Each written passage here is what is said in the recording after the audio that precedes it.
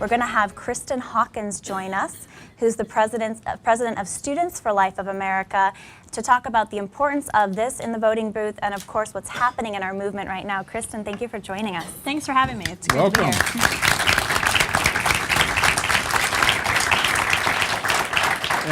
In fact, just recently, Kristan, I forget where I was at, somewhere speaking, and some of the students, I was in Phoenix, and some students there from one of the colleges came up. They were part of the Students for Life. Yeah. Tell me, before we get started into the issue of life and where it stands, why did you get so involved in the life issue? Sure. Well, I was asked at 15 to start volunteering at a pregnancy resource center, and that was just a couple years ago, right? Yeah, I wish. I'm a mother of 4. So I was asked to volunteer at this pregnancy resource center, and I always thought I was pro-life. But I really did not understand the issue until I walked into that pregnancy center, until I saw the hurt of these women who are coming in desperate and needing help. And so from there, I started a pro-life group in my high school. I started a pro-life group in my college, and I thought, there's got to be a way. There's got to be a way that we can do something, because we're the generation who's targeted by the abortion industry. And so that's really where I got my start, and a lot of our work at Students for Life is taking all the things I did wrong in high school and college, figuring out what I could have done better, and teaching students how to lead and how to stand up for this issue. Well, before we go in a little deeper into the life issue, I want to bring Lila into that. I want to ask you a couple questions, Lila, because you started Live Action very similar. You were in high school, and actually younger than that, when you got the passion for life. And here are 2 young ladies who are 2 of the key spokesmen. I mean, you have almost taken down Planned Parenthood through your work. What gripped you to do what you've done? I think 15 is the lucky age, because started Live Action at 15, and even before that, you know, when you're a young person, when you're any person, and you find out that we're losing over 1 million children a year to the violence of abortion, that there's a $1 billion abortion industry led by Planned Parenthood. That's how much their budget is. Over half of it is from taxpayers, over $500 million from taxpayers.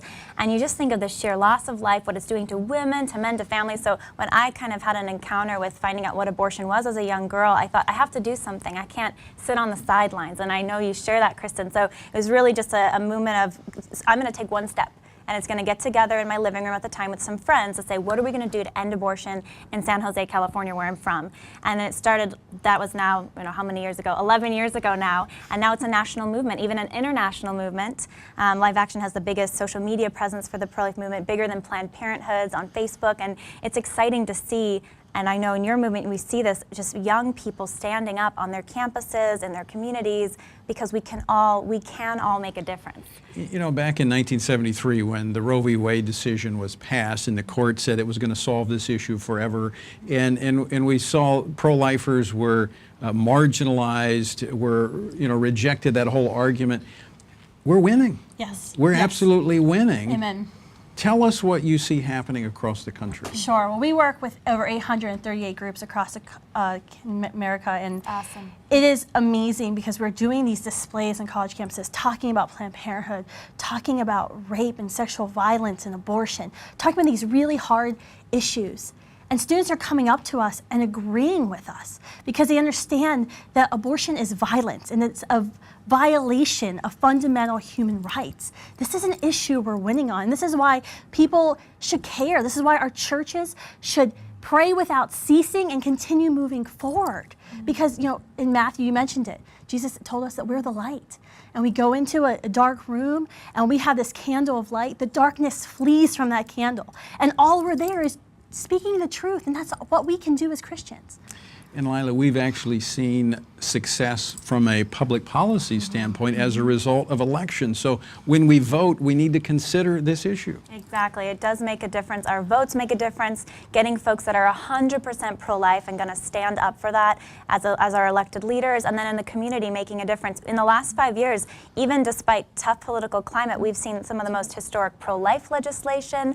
Polling is shifting more on our side, and it's because people of faith, young people, women, you know, you can be be a stay-at-home mom, and you can make a difference by what you post on social media and by what you get your church involved in to say, look, we can end abortion in our lifetime. Part of that is a political solution, part of that is a prayer solution, part of that is what we do every day in the community and the activism that we do. So it's very exciting to see. And what do you think, Kristan, about the difference that's being made? Well, I think this is a generation that's going to see abortion abolished in our lifetime. And that's what we're working towards at Students for Life. That's why you see dedicated young people across the country, no matter where you're at. Students for Life are there because they're literally all across the country.